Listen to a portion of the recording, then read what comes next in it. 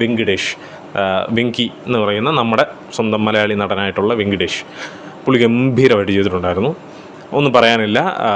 ഞാൻ കരുതി ഒരു സൈഡ് വില്ലനായിരിക്കും എന്നുള്ളൊരു പ്രതീക്ഷയിലിരിക്കുകയായിരുന്നു. ബട്ട് പുള്ളി കസറിയിട്ടുണ്ട്. ചില മൈന്യൂട്ട് സീനുകളിലൊക്കെ അത് ഒരു പാനിങ് ഷോട്ടിലൊക്കെ പുള്ളിയുടെ ഒരു ബിഹേവിങ് ഉണ്ട്, ഒരു ആറ്റിറ്റ്യൂഡുണ്ട്. അത് പൊളിയായിരുന്നു. പൊളി എന്ന് പറഞ്ഞാൽ ഒരു പൊളിയായിരുന്നു.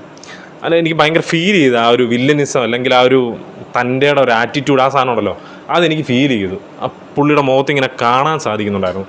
സൂപ്പറായിട്ട് ചെയ്തും. ബ്രോ, നിങ്ങൾ പൊളിച്ചു, ഒന്നും പറയാനില്ല. പടം എങ്ങനെയുണ്ട് എന്നോട് ചോദിച്ചു കഴിഞ്ഞാൽ, തിയേറ്ററിൽ നമ്മളെ ഒരു ഹൈ മൊമെൻ്റ് ഉണ്ടാക്കിയെടുക്കുന്ന KGF പോലുള്ള സിനിമകൾ കാണുമ്പോൾ നമുക്കുണ്ടാകുന്നൊരു ഹൈ ഉണ്ടല്ലോ തിയേറ്ററിലിരിക്കുമ്പോൾ, അതുപോലുള്ള ഹൈ ഉണ്ടാക്കിയെടുക്കാനും ഒന്ന് ത്രില്ലടിപ്പിച്ചിരുത്താനും ഒക്കെ ഈ സിനിമയ്ക്ക് സാധിക്കുന്നത് ഇതിൻ്റെ ഒരു മ്യൂസിക് ഡിപ്പാർട്ട്മെൻറ്റ് കൊണ്ടാണെന്ന് ഒരു സംശയമില്ലാതെ പറയാൻ സാധിക്കും. വളരെ സിമ്പിളായിട്ടൊരു സീനിനെയൊക്കെ ഭയങ്കരമായിട്ട് എലവേറ്റ് ചെയ്ത് അപ്പ് ചെയ്യുന്നുണ്ട്. വലിയ മോശം ഒന്നും പറയാനില്ലാത്ത ഒരു ഡീസൻറ്റ് സിനിമയാണ് കിങ്ഡം എന്ന് പറയുന്ന സിനിമ.